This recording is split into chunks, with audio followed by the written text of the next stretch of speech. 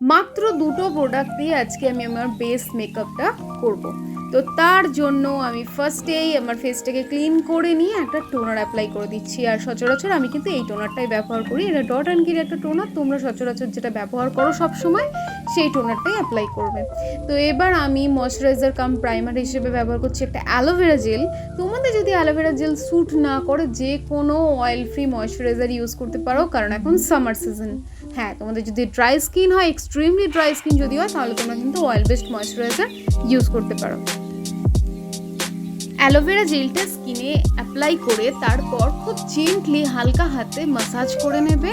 এতে তোমার স্কিনের ব্লাড সার্কুলেশনটা বাড়বে আর তার সাথে সাথে একটা ন্যাচারালি গ্লো দেখতে পাবে তোমরা।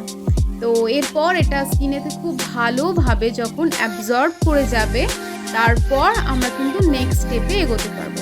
তো আমি কিন্তু অফ ক্যামেরায় আমার আইব্রোটা করে নিয়েছি। আর আইব্রোটা করে নেওয়ার পর আমি কিন্তু এবার আমার বেস মেকআপটা করব। আর তার জন্য আমি আজকে নিয়েছি দুটো প্রোডাক্ট। তার মধ্যে একটা হচ্ছে ল্যাকমি সিসি ক্রিম আর একটা হচ্ছে স্টোভ ক্রিম। স্টোভ ক্রিম হিসেবে আমি নিয়েছি নাইকার ইলুমিনেটিং হাইলাইটার। এই দুটোকে আমি আমার হাতের ওপর দিয়ে খুব ভালো করে মিক্স করে নিয়েছি। আর এটা দিয়েই আজকে আমি আমার বেসটা করব। ল্যাকমি সিসি ক্রিম কিন্তু সচরাচর একটু থিক হয়, খুব একটা ঠিক না হলেও মোটামুটি একটা ভালোই টেক্সচার।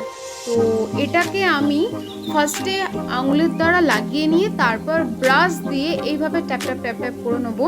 আর তারপর আমি কিন্তু ব্লেন্ডার দিয়ে ব্লেন্ড করবো। এভাবে করে তোমরা যে কোনো সিসি ক্রিম বলো, বিবি ক্রিম বলো, ফাউন্ডেশন বলো, তোমরা যদি এইভাবে অ্যাপ্লাই করো তাহলে কিন্তু তোমরা কভারেজটা ভালো পাবে। কারণ ল্যাকমির সিসি ক্রিম বা পন্ডসের বিবি ক্রিম যেটাই তোমরা বলো না কেন, এগুলো কিন্তু খুব একটা কভারেজ হয় না, খুবই লাইট একটা কভারেজ হয়।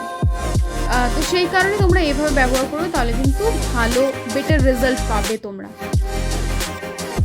তোমরা দেখতেই পাচ্ছ আমি ড্যাম্প বিউটি ব্লেন্ডার দিয়ে ব্লেন্ড করে নিচ্ছি। খুব হালকা হালকা করে ব্লেন্ড করবে, একদম তাড়াহুড়ো করবে না। ব্লেন্ডিংটা যতটা স্লোই তোমরা করবে ততটা ভালো কিন্তু তোমাদের লুকটা আসবে। দেখো কতটা গ্লো করছে আমার ফেসটা। তো শুধুমাত্র দুটো প্রোডাক্ট ব্যবহার করেছি কিন্তু আমি। এবার যেটা করছি সেটা হচ্ছে একটু লিপস্টিক লাগিয়ে নিচ্ছি। আর অফ ক্যামেরাতে আমি আমার আই মেকআপটা করে নেবো।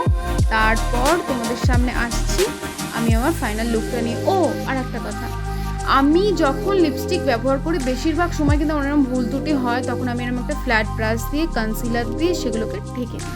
আমার লুকটা দেখো তোমরা কেমন হচ্ছে অবশ্যই জানিয়ে কিন্তু। আর হ্যাঁ, ভালো লাগলে লাইক করতে ভুলো না কিন্তু।